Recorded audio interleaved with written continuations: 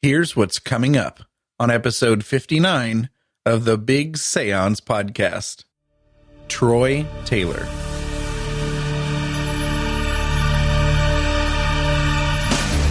This summer, he is hosting the 20th anniversary of America's original ghost conference, the Haunted America Conference. In the greater scheme of things, it's 20 years, but in the worlds of not only the paranormal, but in the worlds of, let's just say, the internet.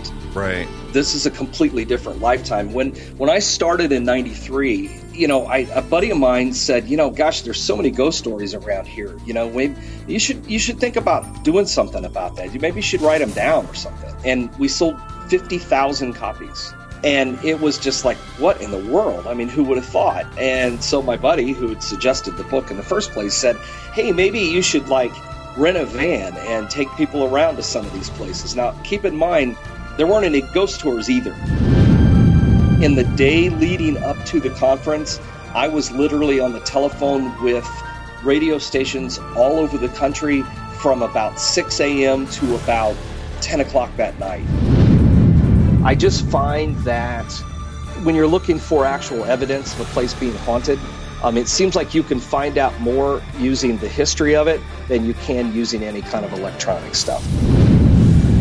With an Ovilus kind of thing, I find that it mostly wants to tell me, and then this is just my experience, but it mostly wants to tell me about food. I'm not kidding. Pie. That's funny. Potatoes. And it's like, come on, man. I mean, I haven't eaten, so I'm starving, and now my Ovilus wants to talk about food.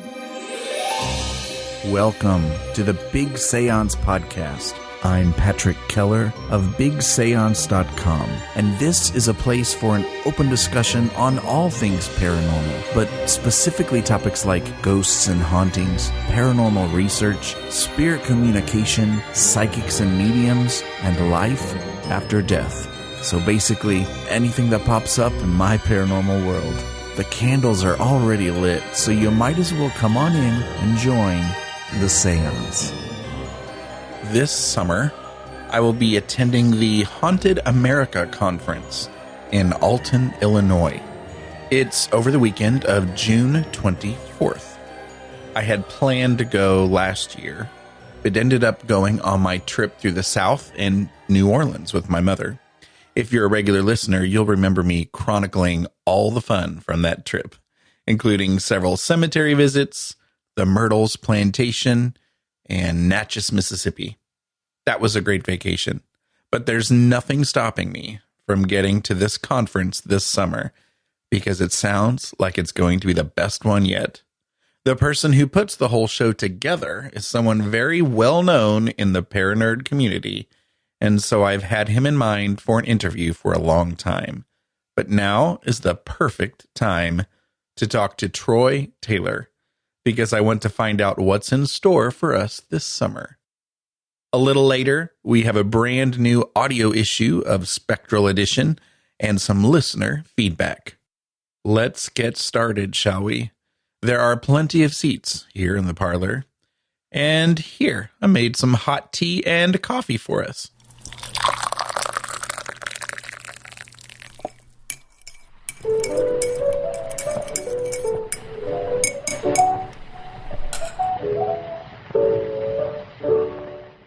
Dearest Paranerds, I'd like to introduce you to Mr. Troy Taylor. Troy is a researcher of history, crime, and the supernatural, and the author of way over 100 books on ghosts, hauntings, history, crime, and the unexplained in America. He's also a public speaker.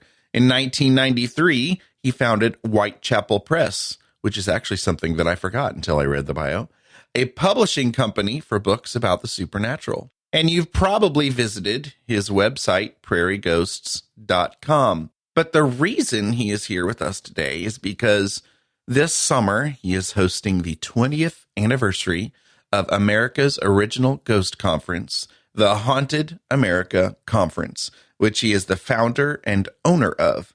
And that will be in Alton, Illinois this summer on June 24th and June 25th. In 2016, if you're listening later. Troy Taylor, welcome to the Big Séance podcast. Hey, thanks for having me. I have been to many conferences in my life, but most of them have been nerdy music teacher conferences. Yeah. I am so excited to be finally going to your Haunted America conference this summer because it will be my first conference for paranerds. And I was just telling you a few minutes ago, I'm so excited to have, usually these conferences aren't near us here in the Midwest. So I can't wait. Well, yeah, it's, the conference, we've had it in different places. We've kept it mostly in the Midwest. We ended up in Alton this year. When we started the conference originally back in 97, we didn't do it we did it in Decatur, Illinois, where I grew up. And I moved to Alton in 98, and then we started having it in Alton. And I think that's really where it sort of took off and got, bigger, wider known, started bringing in people from different places. We've done it in Cape Cod. We've done it in San Diego. Alton is a good location for us. It's right in the middle of the country. It's right outside of St. Louis, so it's easy to get to. And it seems like a fitting place. I mean, Alton's a town with a great history and a great, number of haunted places and ghost stories. And one of my longest running ghost tours is based out of Alton. So it's a great place to have it. And it makes it accessible to everybody. And especially for, people like you that are in the, St. Louis area. I mean, it's a ride right across the river, so right. It's easy, very easy. So, and it's going to be a good year. It really is. Well, I'm excited, but I want to know, what was it in 1993, if I'm correct, before the great paranormal craze, before Ghost Hunters on Sci-Fi? What was it that inspired you to put together, first of all of your American Haunting tours, that probably led up to this, I guess you said in 1997, the first conference. That was a different, it seems silly to say, but it was a different time then compared to now. It was a completely different time. It's only 20 years in the greater scheme of things. It's 20 years, but in the worlds of not only the paranormal, but in the worlds of, let's just say, the internet. Right. This is a completely different lifetime. When I started in 93 with the books, the reason I did that is I'd been writing off and on my whole life. And, a buddy of mine said, gosh, there's so many ghost stories around here. You should think about doing something about that. Maybe you should write them down or something. And so growing up in Decatur, Illinois, and listen, there was nothing to base this off of. Back then, there were very few books. You had Hans Holzer's books. You had a lot of stuff put out in the 60s and early 70s, very occult stuff, based around The Exorcist and that big rise of interest in the occult at the time. But there just weren't really many ghost books around. There just weren't any out there. But I'd always wanted to write something, and I thought, well, you write what you know, and I know the ghost stories around here. So I wrote a book called Haunted Decatur. And I'm thinking that, I'll probably sell a few of these. And we sold 50,000 copies. And I'm not exaggerating. And it was just like, what in the world? Who would have thought? And so my buddy who had suggested the book in the first place said, hey, maybe you should rent a van and take people around to some of these places. Now, keep in mind, there weren't any ghost tours either. I think Richard Crowe had a ghost tour in Chicago. There might have been a couple in different places around the country, but if there were, I'd never been on one. I'd never been on a ghost tour. And so we just decided, well, let's put together a ghost tour of the places that people, can see here in town that have stories connected to them that are going to be in the book. The whole thing was about promoting the book back then. So I went to a radio station that I did some part-time work for back then and said, hey, we're going to do this tour. Do you guys want to sponsor it? And they said, oh, yeah, nobody's going to want to do that. And I said, oh, no, I think people will be interested in it. And they said, well, there's no way that anyone's going to buy tickets to that. So we'll give them away. So within 15 minutes, we'd filled an entire bus and told people that they could come down and wait in case there were any empty seats on the night of the tour. And we had 400 people waiting to get on the bus. So we thought, maybe we've got something here. But so anyway, after that, every year after that, then we started to put together Haunted Decatur tours, and then that expanded into tours in Alton, tours in Springfield, tours in Jacksonville, tours in Carlinville, tours in Chicago. So now it's tours around the state of Illinois. But it was that first tour really that kind of kicked off the idea of doing a conference, because again, I'd never been, there weren't any ghost conferences. There literally, there were tours out there somewhere. There were no ghost conferences. Now, I had been to a few, and you were talking about going to nerdy music teacher conferences. I used to go to Sherlock Holmes conferences. Oh, wow. You know, so see, I can almost compete with you there when it comes to nerdy, and I still love that stuff. But I'd been to a few of those. I used to do a lot of illustration for Sherlock Holmes related publications and that kind of thing. And so I had gone to some of these conventions selling illustrations and stuff. So I thought, well, why not ghost stuff? I mean, why not? People seem to be interested in it. So by then I had started the original website. Back then, again, here we go with this again.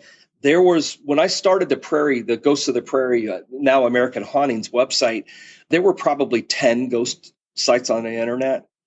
Richard Sennett had one. I don't know who else. There were a few of them out there, but there were a few. And, you know, for as many people as were online in 1995, we were doing pretty well. I mean, I was selling books about, you know, Decatur, Illinois, to places, you know, all around the country that who would have thought anybody be interested in.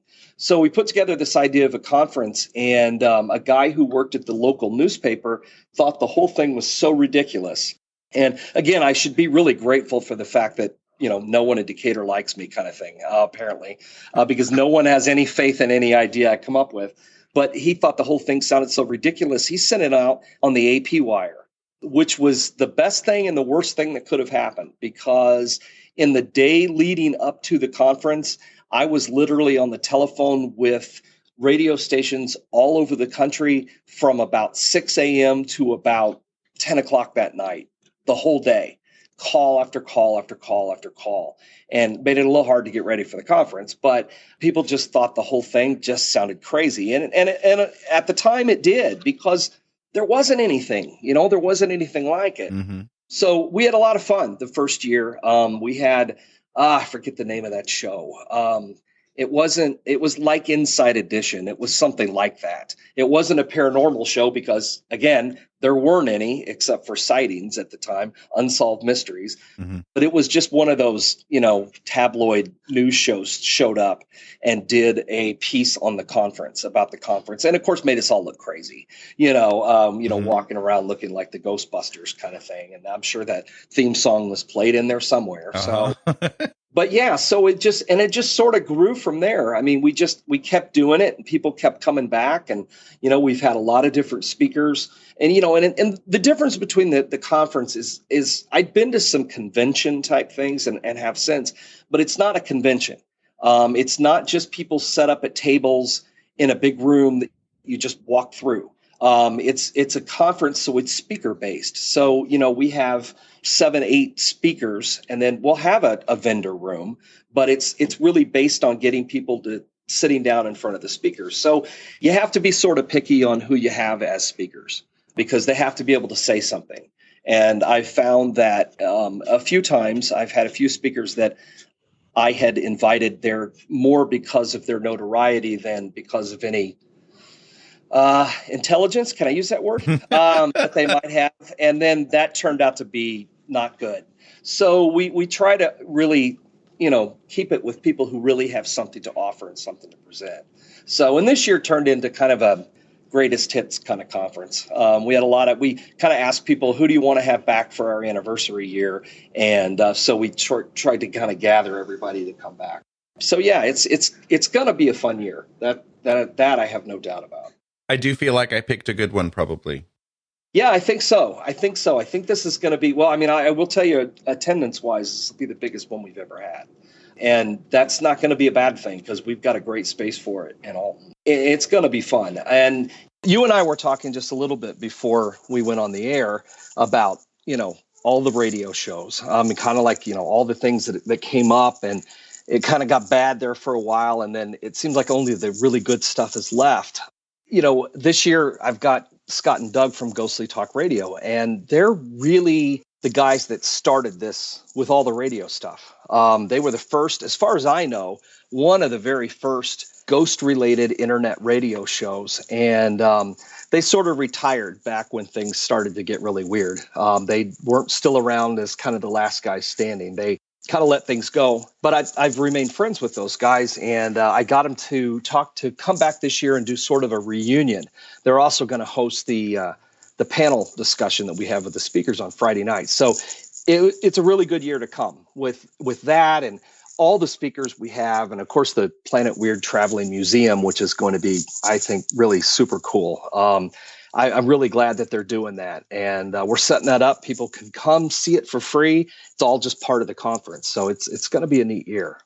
And you have what you are calling after hours activities scheduled too, and I'm excited about that. Like, for instance, I'm planning on going to a Friday night ghost hunt at McPike Mansion, which is an interesting place. What are some other things like that you're doing? Yeah, we actually only had one of those on Saturday night, and it filled up so fast that I talked to Sharon about adding another one. So we've got a ghost hunt at the McPike, well, two of them. Well, we have one left on Friday, and then we have a ghost hunt at the First Unitarian Church in Alton, which is kind of one of the staples of our Alton Hauntings Ghost Tour. It's just one of those locations that is very active. We've done a lot of investigations there and a lot of things there over the years. We've got one of the Alton Hauntings walk-in tours. Rosemary Ellen Guiley has got a couple of workshops she's doing, one on Friday night, one on Saturday. She's repeated. People have forced her to repeat this Necromanteum, this Black Mirror workshop that she's done. I think it's like the third year she's done it. People really like it and always come back for it. She's got a psychic protection workshop on Saturday night too. My friend April Slaughter is doing a seance on Saturday night. It's more of an interactive thing. It's not, nobody's going to be sitting around the tables holding hands too much. It's not that kind of thing. Mm-hmm. But it's meant to be very interactive. People can bring their equipment if they want, anything they want to do. We did a couple of, I do this dinner thing that takes people up to a winery in Grafton. And I'll be honest with you, it is ghost stories along the way. But it's mostly to go at the end of the long weekend, a nice trip to a winery. So I'm not going to lie to you there. But yes, it is a ghost tour, but, so yeah, the after hour stuff has always been great. And on Friday night, we also have, early in the evening, we also having, I think it's their third or fourth costume party. It's just kind of a way to kick things off. People come with some really great costumes. I mean, I have some really cool stuff over the years. So that's always fun. That's just kind of just see people you haven't seen since last year, meet new people kind of thing. And it's very low key, very relaxing. And then Saturday, things get hit hard from early in the morning all through. So it's the after hour things that we've been doing those since the very beginning. And that's always been a popular aspect to all the conferences. So, well, I know that I'm going to have some friends there and some people who are probably visiting Alton for the first time. What are some of and you may have mentioned some of them already, what are some of your favorite Alton locations that you like to tour or write about? Well, the church has always been one of my favorite spots. I lived in Alton for about 8 years, and that one came to my attention because the people at the church actually contacted me and said, hey, our church is haunted. And that's not really a call you get very often. But, they said, our church is haunted, and there's a great history behind it. There was a pastor there who actually committed suicide in the building, and Wow. It is believed to be his ghost. People have seen him, have encountered him. It's just it's an eerie location, and it's a good spot. And right down the street is an old tuberculosis sanatorium that started out in the 1850s. It started out as a station on the Underground Railroad. Alton was a very active route through Illinois, right across the river from Missouri. And there was a lot of activity on the Underground Railroad in the city. And there's actually a station in the sub-basement of the building that still remains. And that always had some interesting stories behind it. But the rest of the building itself, there were a lot of people that died there in 1911 for about a year when it was a sanatorium, and it's a very active spot, and again one of my favorite spots to go to in the city. I mean, we had a prison from the Civil War. Well, it was actually Illinois State Prison prior to that, and again, you're talking about hundreds, thousands of deaths that took place right on one spot. And there's always been a lot of activity there. It's got a great haunted history behind it. There's stuff all over the city of Alton. It's got a lot of history and a lot of, fairly dire things that have taken place there, especially in the 19th century, that I think really left an impression behind. The old Mineral Springs Hotel is another one of my favorite spots. Oh, yeah. Yeah, it's a cool old building. And a friend of mine used to own it, used to spend the night in there in the swimming pool all the time. There's a lot of activity reported. And it's a cool old town. And it's definitely, it's worth visiting no matter what. But being there for the conference, I think, is going to make it very cool for people, especially, like you said, that have never been there before. I've been there twice. And as you walk around, I mean, first of all, just the town is beautiful. And a lot of the old buildings and structures, but you walk around and I'm like, man, I wish I could go in there. Then you walk by another building. Man, I wish I could go in there. Yeah. It's just like Mineral Springs Hotel. And I finally got to go visit the Milton Schoolhouse, which I've been obsessed about with a while. And the sanatorium you were just talking about, that is, and people are still living in that one, right? Oh yeah. It's an apartment building now. Yeah. So it's it has been for a while, and it's been one of those places that you think, wow. I had a friend of mine's sister used to live there, and she had all kinds of stories about things that happened to her and her husband when they were living there. And I always wonder, if you're not into this kind of stuff, what makes you stick around? You know what I mean? But if you're into it, I guess it's kind of cool. I mean, I had a building that I lived in Alton. We used to have a bookstore in Alton, and yeah, I remember looking for it. yeah, it's been gone for a long time. But upstairs at a loft where I lived, and the building, I will tell you, was haunted. And from right at the beginning, when I first moved in, already strange things were happening. And but it didn't really bother me that much because, I mean, come on, this is, kind of normal for me. So it really doesn't faze me much. I mean, I suppose if it was, something trying to tell me to get out and throwing things at me, I might have a different opinion about it. But since it was just, odds and ends and weird things that happened, you sort of got used to it. So. The first time I went to Alton, one of my buddies took me there. He knew quite a bit more about Alton than I did, and he was kind of touring me around. And I think he had some kind of family connection with the old movie theater. I forget what it's called. Oh, the Grand. Yeah. Are there any stories with that place? There were a few stories that the problem we've run into is that, I mean, well, for one thing, it's just a shell now. There's no way to get inside of it. About 10, oh gosh, longer than that now, 10 or 12 years ago or so, I tried to lease the building or something.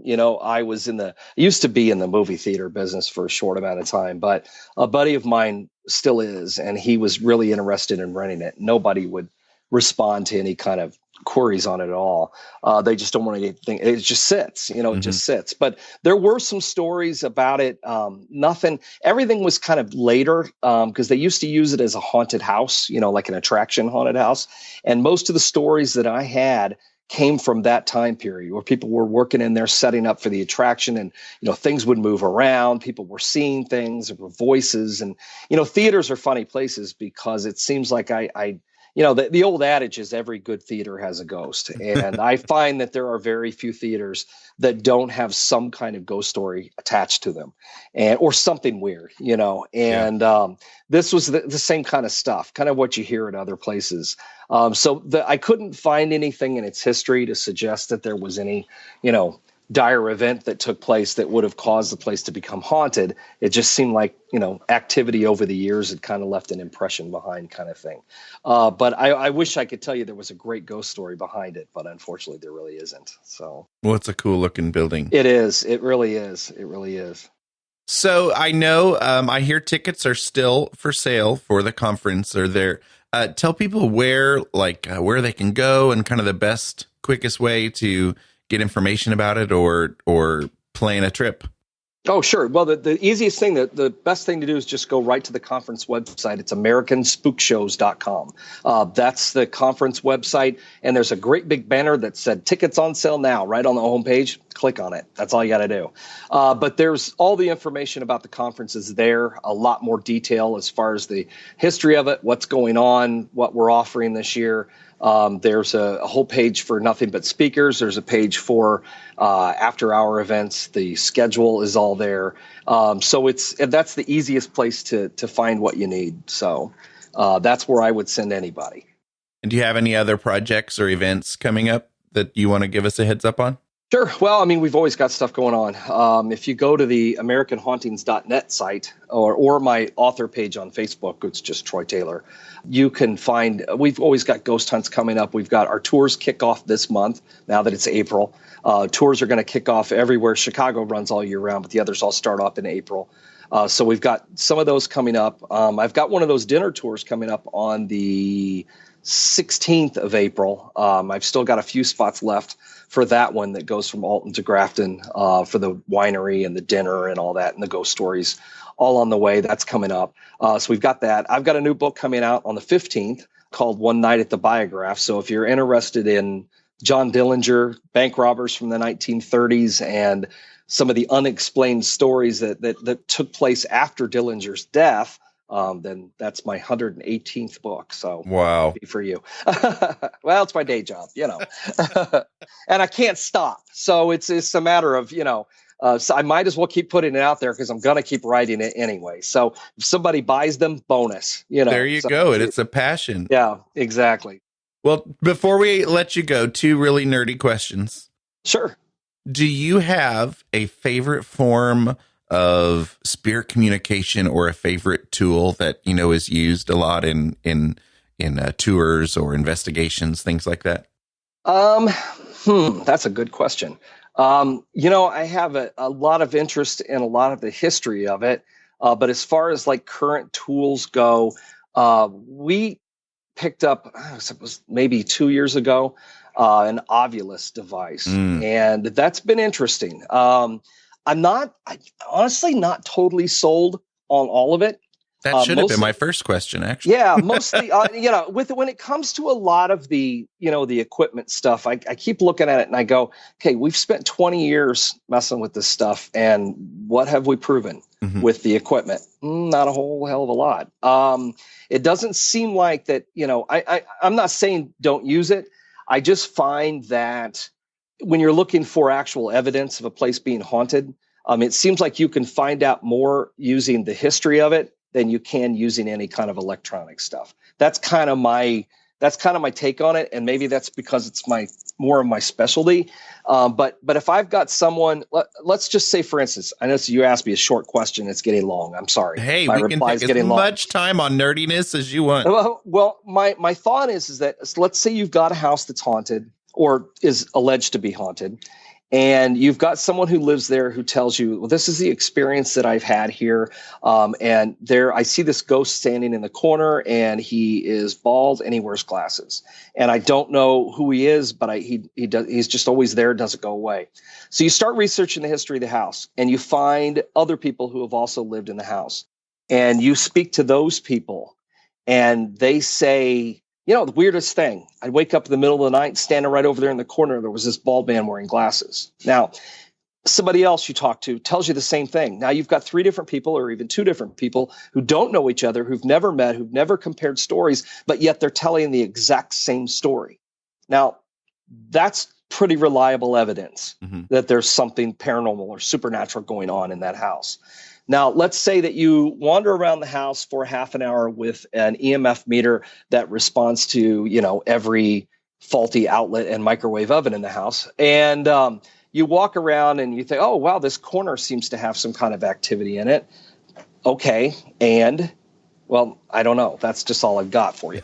So that's kind of where my thing is that I would much rather hear from reliable witnesses, especially ones that I can confirm confirm their stories than I would that by carrying around any kind of device. And when you ask about spirit communication with an ovulus kind of thing, I find that it mostly wants to tell me, and then it's just my experience, but it mostly wants to tell me about food. I'm not kidding. Pie. That's funny. Potatoes. And it's like, come on, man. I mean, I haven't eaten, so I'm starving. And now my ovulus wants to talk about food. I find that a lot. And I don't know if there's anything weird about that other than it's just, that's just how it is.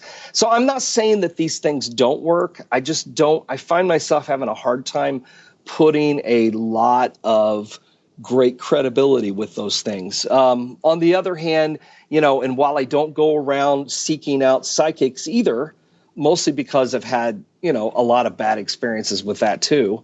There are a few people out there who have told me things there is no way they possibly could have known, that they're in contact with someone who's passing on a message to me. And I've had some really strange experiences with that. And, where it's described, the person they're talking to is someone they don't know, couldn't possibly know, would have no way of knowing what that person is to me. And yet they've passed on this message that is relevant. Now, I can't explain that. So if you ask me about a tool, I guess what my answer boils down to is people.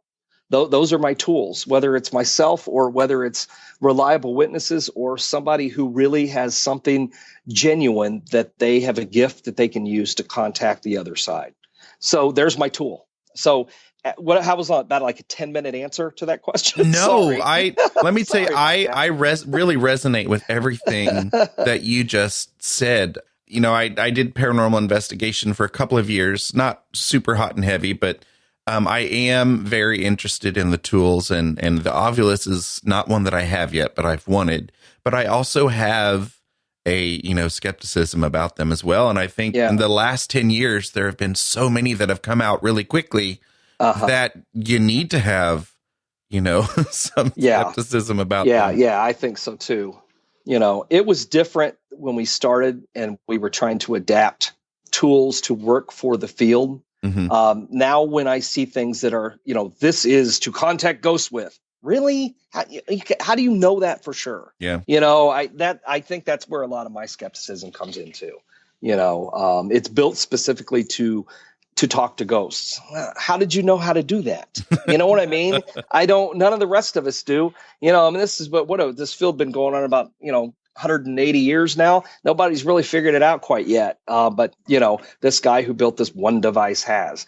And you see I'm where I'm with you. I'm a little skeptical on that kind of stuff. How does the spirit find the index of food names inside the Oculus? Yeah, no kidding. Well, last question, outside of anything that we've mentioned in your bio or discussed today, what kind of nerd are you that maybe would surprise us? Oh, I don't know if it would surprise you or not. I am embarrassed to admit, I am a television fanatic. Nice. I watch, I always like to say TiVo changed my life, except it was just a DVR at the time. But when I stopped having to record everything on VHS tapes so that I could watch it later and I could watch it without commercials, I can't begin to tell you how many things I have set for programs, but I watch a lot of stuff. Never when it's on, but I watch a lot of stuff. And I have a widely varied list of things that I watch. If you ask me what my favorite show is, I couldn't tell you, but I'm going to tell you that things like Game of Thrones are always at the top. So, maybe that's not nerdy when it comes to watching a lot of TV, but I don't think people have any idea of the extent of television that I watch all the time. So, maybe that's not that nerdy, but it's pretty nerdy. Well, speaking of tools, the DVR changed the world too. Oh, man, you better believe it. Well, Mr. Taylor, you are an important figure in the world of the paranormal and hauntings, and it is an honor that I finally got to speak with you, and I'll see you this summer, and I hope to see other paranerds out there in Alton this summer too. I know that we've got plenty of friends from the History Goes Bump podcast that are going to show up, and I think they're going to do a meetup around there too, and so I know you're going to have a lot of paranerds there. Great. Well, that's what we want. So we're lucky. I mean, it's always nice to get to meet new people. So, I mean, not that I don't like the old ones, but I'm telling you, new people always have something new to bring. So I'm excited about it. So I'm really looking forward to it. Awesome. You rock. Thank you, sir. Well, man, thanks for having me on. It's been a lot of fun. You're listening to the Big Séance Podcast with Patrick Keller. Look for us on iTunes and be sure to check out bigseance.com for more discussion. So who else is planning on attending the Haunted America Conference this summer? If you are, let me know. I'd love to say hi and chat. I plan on carrying a microphone around and capturing as much of the atmosphere as I can, talking to some of the speakers, as well as recording responses and thoughts from some of the attendees. So maybe I'll see you there. Now it's time for Spectral Edition with Tim Prasil. Thank you, Patrick. Welcome to Spectral Edition, in which I read actual ghost reports published in U.S. newspapers between the years of 1865 and 1918. What is it about ghosts and railroads? Could it be that violent deaths occur due to train accidents, or is there something else? I've got 2 articles today that deal with ghosts and railroads. The first one, however, starts out in a church. This is from the Weekly Echo, a newspaper from Lake Charles, Louisiana, and it was published on May 6th of 1869. It's one of the earliest of my articles. A ghost haunting a Chicago church. The people in the northern part of the city are getting excited about a ghost which haunts the Baptist church and other localities in that vicinity, greatly to the terror of the inhabitants. It last appeared in the form of a man draped in white. Several citizens who met the spirit tried to catch it, but it instantly would vanish from their sight and shortly reappear. One man fired at it several times with his revolver, but without effect. One night last week, the goblin stopped a freight train coming into the city by getting on the track in front of the train. The engineer supposed it to be a real man, halted the train, and ran forward to remove the object when it instantly vanished. The same process was repeated 3 times. At last, the train ran over the ghost, but it was apparently unhurt.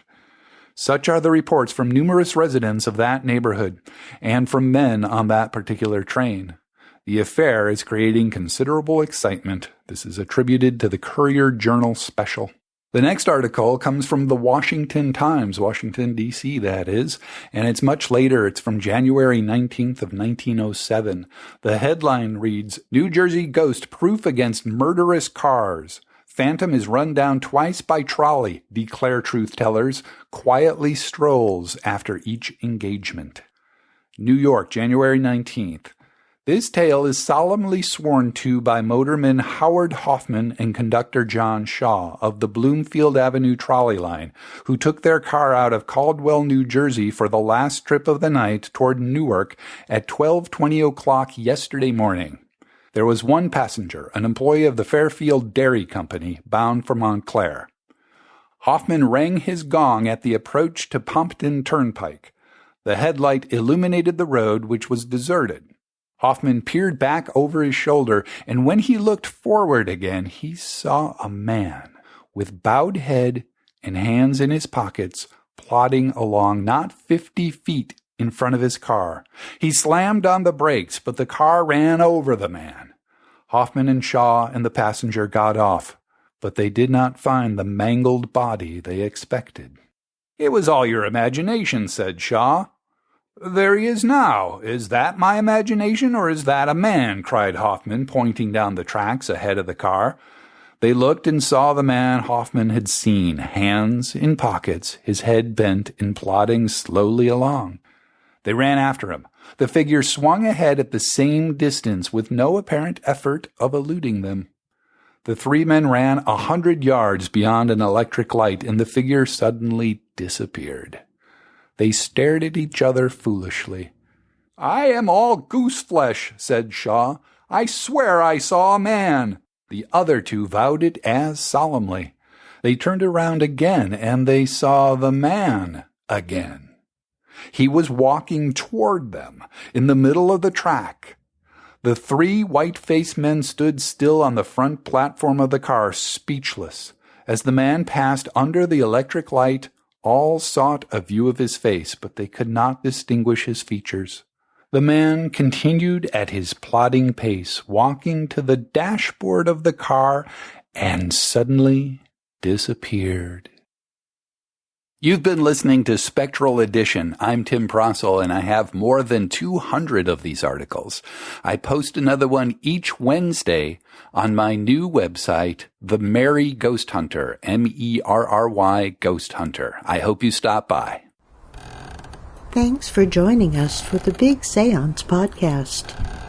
We'd better get back to the table while there's still some candlelight left.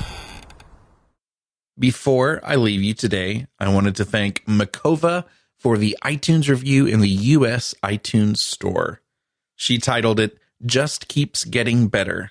And she said, I've been listening to the Big Séance podcast for approximately a year now, and I haven't missed an episode. You always manage to discuss interesting topics and ask just the right questions. From a fellow middle school teacher and paranerd, you rock. Thank you, Makova. Middle school teacher paranerds do rock. I also wanted to thank Lana and John, Karen Burton, John Sondiego, Randall Keller on the Voices podcast, Josh Wood, Lee Allen Howard, Lady K, Claire Witch Files, Grim Horror, Candy Burke, Vicky Cosner, Ellen Ramick, Jason P. Crawford, Bree, B.D. Flint, Karen A. Dahlman, Richard S. Stepp, and many others out there for the Twitter love. And in the Big Séance Parlor on Facebook, Jennifer and Stacy and Debbie and Diane and Diana and Carolyn and Karen and Jeffrey. And I want to give a special thank you to Damon, who has shared some great advice and has been very helpful with hopefully getting some Big Séance swag going on sometime soon. We'll see. Stay tuned. Listen, it has been a long time since I've asked you to do this, but please consider recommending the show to a friend or helping them to get subscribed to the show in iTunes, Stitcher, TuneIn, or one of the many awesome podcast apps that are popular now. And obviously, if you haven't subscribed yourself to the show, please do. I'd love to hear from you if you found some creative ways to get your friends subscribed to the show. Well, you guys rock. Feel free to hang out in the Big Séance Parlor as long as you like. I think I'll pour myself some more coffee. For show notes, including links to anything we may have mentioned in this episode, visit BigSeance.com, now the home of both the blog and the podcast. Just click on the Big Séance podcast logo or find it in the menu. You can also find and subscribe to the show on iTunes and Stitcher. Do you have any comments or feedback? Please contact me at patrick@bigseance.com. You can call my feedback line at 7755-TELL-ME. That's 775-583-5563. You can also record audio feedback right from the site using the SpeakPipe link included in the show notes. I could decide to include your voice in a future show. Thank you so much for listening and reading. Unfortunately, it's time to blow the candles out, but we'll see you and light them again next time.